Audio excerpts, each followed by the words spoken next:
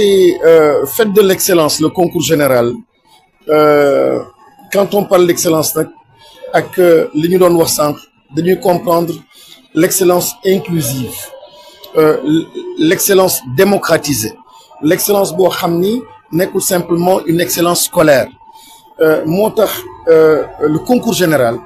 liñ ci gis c'est la marche de toute une nation.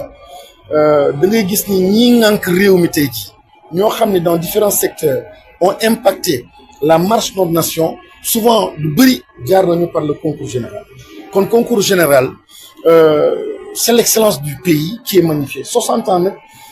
c'est vraiment saluer la vision de nos devanciers. Moo tax ñu bëgg mu nekk une édition spéciale ñu def ci tamit loo xam ni gulet benn production d'un livre documentaire sur 60 ans avec les grands discours parce que dañuy fàttaliku ni chaque concours général il y a ce qu'on appelle le discours d'usage, et un discours d'usage généralement il est prononcé en tenant compte de loo xam ne actualité bi ren ji par exemple ce sont les JOJ, les valeurs, la crise des valeurs ramené ko, et donc moom la ñu nar a prononcé. Donc pendant 60 ans ñu def la juxtaposition de tous ces discours,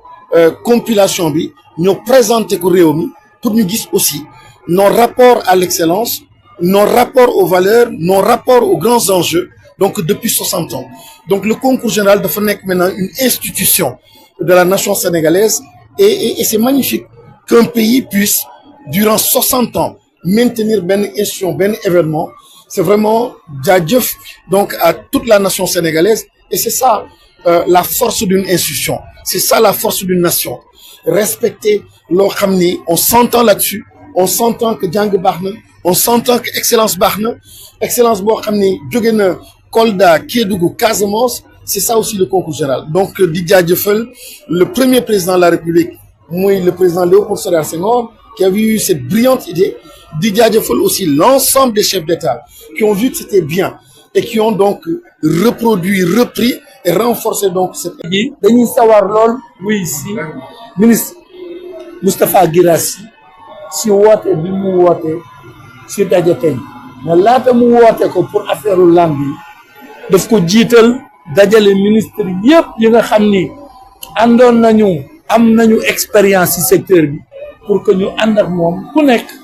indi sa expérience, indi sa xam-xam, indi sa jaar-jaar pour que réew mi mën koo jëli. Loolu nekk doxalin bu doy waar boo xam ni lu bees la ci façon bi ñuy gouverner ay secteurs, surtout un secteur stratégique et aussi sensible que bu école.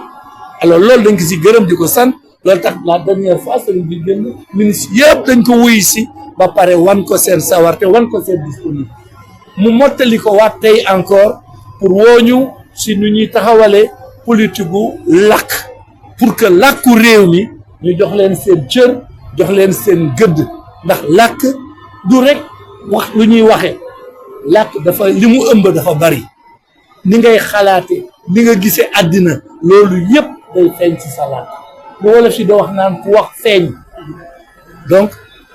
am na xeetu xam-xam boo xam ni ku mel ni Cheikh Anta wane na depuis longtemps que ni peuple du fa yegg mukk su jaaree si làkku jàmbur. soo leeree jàmbur dana am rek ñoo xam ni ñoo si profité yegg sa kaw, mais peuple bi ku nekk am xam-xam bu la may nga dugal sa loxo sa développement wu réew, loolu si làkku réew mi rek lañ koy defee te boole kat nag ak yeneen làkku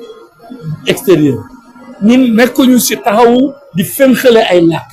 dañuy sukkandiku suñu làkk pour mu yombalal ñu làkku yi. li tax waxtaan bi am solo ak daje bi ñun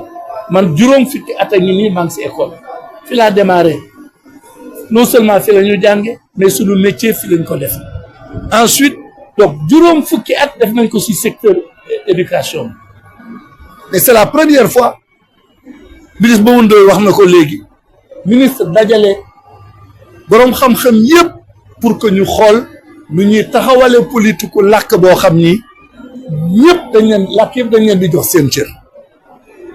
jox leen seen gëdd. làkk yëpp duñ si am benn xàjj ak seen